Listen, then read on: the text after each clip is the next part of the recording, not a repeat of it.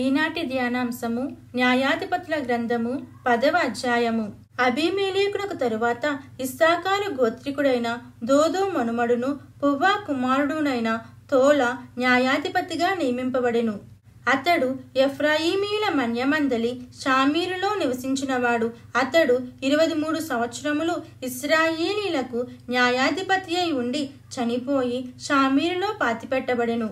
అతని తరువాత గిలాదు దేశస్థుడైన యాయీరు నియమింపబడిన వాడే 22 సంవత్సరములు ఇశ్రాయేలీలకు న్యాయాధిపతిగా ఉండెను.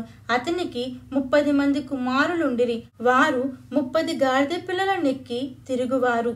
30 ఊరులు వారుకుండెను. నేటి వరకు వాటికి యాయీరు గ్రామములని పేరు. అవి గిలాదు దేశములో ఉన్నవి. యాయీరు చనిపోయి కామోనులో పాతిపెట్టబడెను.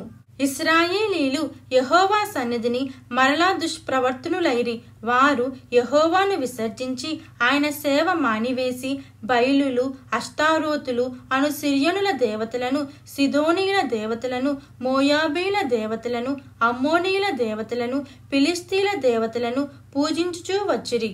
యెహోవా కోపాగ్ని ఇశ్రాయేలు మీద మండగా ఆయన ఫిలిష్తీల చేతికిని అమ్మోనీయుల చేతికిని వారిని అప్పగించెను గనుక వారు ఆ సంవత్సరము మొదలుకొని ఇశ్రాయేలీలను అనగా యోర్దాను అవతలనున్న గిలాదు నందలి అమోరీల దేశములో కాపురమున్న ఇశ్రాయేలీలను 18 సంవత్సరములు చితకగొట్టి అణిచివేసిరి. మరియు అమ్మోనీయులు యూదా దేశస్థులతోనూ బెన్యామీనీలతోనూ ఎఫ్రాయిమీలతోనూ యుద్ధము చేయుటకు యోర్దానును దాటిరు గనుక ఇశ్రాయేలీలకు మిక్కిలి శ్రమ కలిగెను. అప్పుడు ఇశ్రాయేలీలు, మేము నీ సన్నిధిని పాపము చేసి ఉన్నాము, మా దేవుని విడిచి బయలులను పూజించి ఉన్నామని యెహోవాకు మొరపెట్టగా యెహోవా ఐగుప్తీల వశములో నుండి, అమోరీల వశములో నుండి, అమ్మోనీయుల వశములో నుండి, ఫిలిష్తీల వశములో నుండి మాత్రముగాక సిదోనీయులను, అమాలేకీయులను, మయోనీయులను మిమ్మును బాధపరిచినప్పుడు వారి వశములో నుండి నేను మిమ్మును రక్షించితిని గదా. అయితే మీరు నన్ను విసర్జించి అన్యదేవతలను పూజించితిరి గనుక నేను ఇకను మిమ్మును రక్షింపను.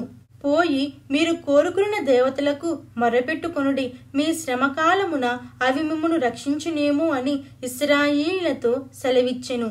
అప్పుడు ఇశ్రాయేలీలు, మేము పాపము చేసి ఉన్నాము, నీ దృష్టికి ఏది అనుకూలమో దాని చొప్పున మాకు చెయ్యుము, దయచేసి నేడు మమ్మను రక్షింపుమని చెప్పి యెహోవాను సేవింపవలనని తమ మధ్య నుండి అన్యదేవతలను తొలగింపగా ఆయన ఆత్మ ఇశ్రాయేలుకు కలిగిన దురవస్థను చూచి సహింపలేకపోయెను.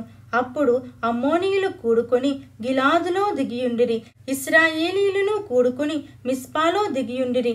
కాబట్టి జనులు అనగా గిలాదు పెద్దలు అమ్మోనీయులతో యుద్ధము చేయ బూనుకుని వాడెవడో వాడు గిలాదు నివాసులకందరికిని ప్రధానుడగునని ఒకనితో ఒకడు చెప్పుకొనిరి. దేవుడి పరిశుద్ధ వాక్యం మన వినికిడిలో దీవించి ఆశీర్వదించునుగాక. ఆమేన్.